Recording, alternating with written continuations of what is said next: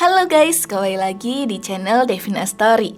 Nah, kali ini aku akan menceritakan alur film Donghua yang berjudul Cupi Coklat episode ke-7 dan ke-8. Bagi yang penasaran, yuk langsung saja kita masuk ke alurnya. Pada episode sebelumnya, ketika hari sudah mulai malam, Haoyi mendatangi sebuah apartemen milik seseorang yang sangat aduhai. Ternyata Haoyi sedang mendatangi apartemen dari Tante Ji. Tante Ji ini adalah salah satu guru di sekolah Haoyi. Baru juga sampai ke apartemen, ia malah salah fokus sama pakaian yang dipakai oleh Tante Ji. 拜托，你就不能多穿点吗？ 怕什么？ Setelah itu, Haoyi pun ditarik masuk oleh Tante Ji. Dan betapa terkejutnya, ia melihat di dalam apartemen sangat berantakan seperti tidak pernah dibersihkan. Maklum saja, Tante Ji ini masih jomblo dan tinggal hanya seorang diri. Tanpa basa-basi, Haoyi langsung menjelaskan kedatangannya di apartemen Tante Ji. Jika ia akan lebih fokus untuk belajar, dan jika ada materi yang ia belum jelas, maka ia akan menanyakan kepada Tante Ji. Di sini Tante Ji malah menanyakan tentang pacarnya Haoyi, yaitu Sueli. Namun pertanyaan itu dibantah oleh Haoyi jika ia dan Sueli hanyalah berteman, karena mereka sudah sejak lama berteman bahkan dari kecil. Sueli selalu minder dengan Haoyi karena mereka selalu di sekolah yang sama, namun jika ujian tiba, nilai Sueli selalu di bawah Haoyi. Hal tersebut membuat Sueli selalu bersedih. Haoyi juga bercerita tentang Sueli. Jika Sueli selalu berusaha keras supaya nilainya selalu di atas Haoyi, namun usahanya sia-sia karena Haoyi tetap unggul daripada Sueli. Sejak saat itu, karena merasa kasihan dengan Sueli, Haoyi sengaja mengalah supaya Sueli merasakan nilai tinggi. Namun suatu ketika saat pembelajaran berlangsung, Sueli memanggil Haoyi dengan toa yang sangat keras, sehingga semua murid di kelas ikutan keluar. 虽然你的成绩不如我，但是我不会介意的。走吧，我们一起去美国。别担心，所有费用都由我出。喂，欧阳雪梨，你给我适可而止！ Dan melihat apa yang terjadi, ternyata Sueli akan mengajak Haoyi untuk pergi ke Amerika. Namun di sini Haoyi menolaknya karena ia masih betah berada di sini. Akhirnya Sueli pun memberikan tantangan. Jika nilai ujian akhir semester ini Sueli nilainya lebih tinggi daripada Haoyi, maka Haoyi dapat menolak untuk pergi ke Amerika. Namun jika nilai Sueli lebih tinggi, maka Haoyi harus ikut ke Amerika. Setelah itu ujian pun berlangsung dan nilai sudah keluar. Ternyata nilai Haoyi lebih tinggi daripada Sueli. Karena memang dari awal Haoyi ini selalu mengalah kepada Sueli. Dan sekarang ia tak mau mengalah lagi. Karena nilai Haoyi lebih tinggi membuat Sueli bersedih. Dan kini Haoyi tidak jadi ikut dengannya pergi ke Amerika. 别误会，我觉得你还是跟他一起更合适。你会后悔的，张宝仪。雪梨， Setelah Haoyi bercerita mengenai Sueli, membuat Tante Ji malah semakin liar karena mengetahui jika Sueli bukanlah pacar Haoyi. Padahal niat Haoyi datang ke apartemen untuk berkonsultasi mengenai pelajaran. Namun Tante Ji yang memang masih single merasa tertantang dengan kehadiran Haoyi. Mereka pun terlelap di tengahnya malam. 咱们郝一真是一表人才，多点女朋友也不奇怪。老师你别胡说，我一个单身狗哪来的什么女朋友啊？郝一，女朋友。 这就醉过去了呀。 Saat pagi tiba, betapa terkejutnya Haoyi keluar dari apartemen diliatin orang-orang yang ada di sana. Karena bocah SMA suka dengan tante-tante.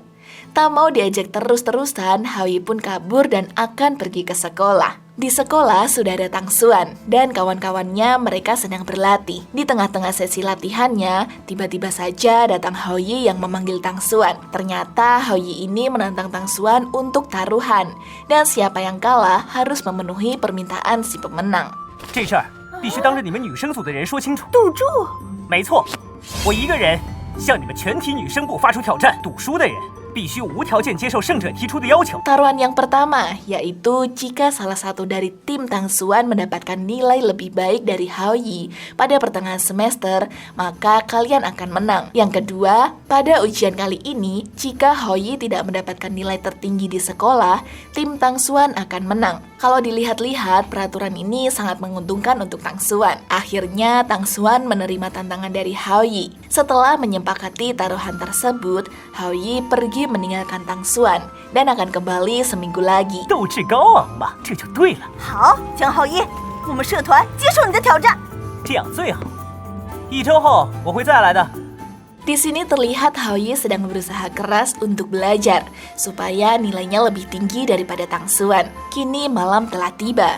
Hao Yi masih lanjut belajar di kosannya karena ujiannya akan dimulai besok pagi ini. Ia pun akan berniat tidur lebih cepat supaya besok ia tidak bangun kesiangan. Namun saat ia akan menutup jendela, betapa terkejutnya ia melihat ada Sueli di depan halaman kosan. Padahal pada hari itu sedang turun hujan yang sangat lebat. Karena merasa kasihan, Hao Yi pun menghampiri Sueli dengan membawakan payung. Ketika melihat Hao Yi datang, Sueli langsung memeluknya karena tak kuasa menahan kesedihannya. Saat itu ternyata ia sedang berantem sama pacarnya. Tak terasa waktu sudah menunjukkan tengah malam. 所以，别再胡思乱想了。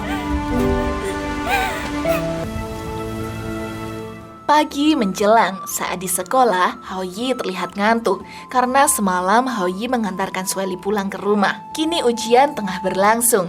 Yang menjadi penjaga ruangan pada saat itu adalah Guruji atau Tante Ji. Ia malah salah fokus kepada Hao Yi. Hao Yi pun dapat menyelesaikan ujiannya dahulu daripada Tang Xuan. Waktu ujian telah selesai dan seluruh murid diharapkan untuk meninggalkan ruangan ujian dengan tertib. Namun saat Tang Xuan akan menghampiri Hao Yi, sudah keduluan oleh Xia. Akhirnya ia pun mengurungkan niatnya untuk menyamperin Hao Yi. Di sini Hao Yi meminta tolong kepada Xia untuk mencarikan sebuah pakaian. Nah, pada keesokan harinya adalah pengumuman hasil ujian kemarin. Seperti biasa, pada saat itu Tang Xuan dan kawan-kawan sedang berkumpul untuk latihan. Tiba-tiba saja Hao Yi datang dengan membawa sebuah pakaian cosplay manga yang akan diserahkan untuk Tang Xuan. Dan ternyata Tang Xuan telah kalah dalam taruhan karena nilai tertinggi ujian kemarin adalah Hao Yi. Karena teman-temannya tak percaya, mereka pun mengecek hasil nilai ujian.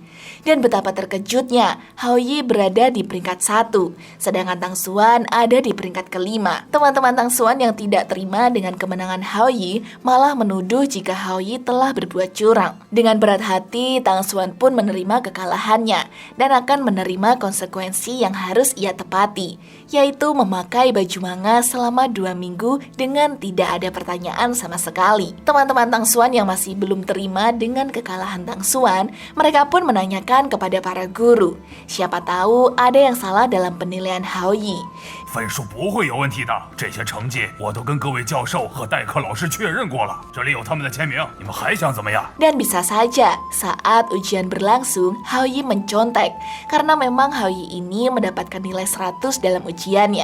Guruji yang mendengar pernyataan tersebut langsung membela Hao Yi karena Hao Yi ini selalu berbuat jujur saat ujian. Nah, karena tidak mendapatkan jawaban yang diinginkan, akhirnya mereka pun pergi dengan tangan hampa. 还真是怪了，江浩一表现这么出色，别说他们不相信，连我们老师也都大吃一惊啊。 Di tempat lain, Tang Xuan dengan senang hati memakai baju cosplay manga dan sedang membagikan brosur untuk bergabung dengan ekstrakurikuler. Laki-laki yang melihat Tang Xuan menggunakan cosplay manga membuat mereka bahagia.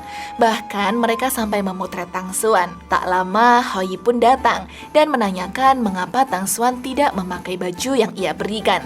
Ia malah menggunakan baju yang dipakai saat festival anime. Di sini Tang Xuan beralasan jika baju yang diberikan oleh Hao Yi sangat kecil dan tidak muat untuk ia pakai. Setelah itu, Hao Yi memberikan pengumuman di hadapan semua penggemar Tang Xuan jika selama 2 minggu Tang Xuan akan menggunakan baju cosplay manga. Setelah itu, Hao Yi pergi meninggalkan Tang Xuan. 接下来看你的喽。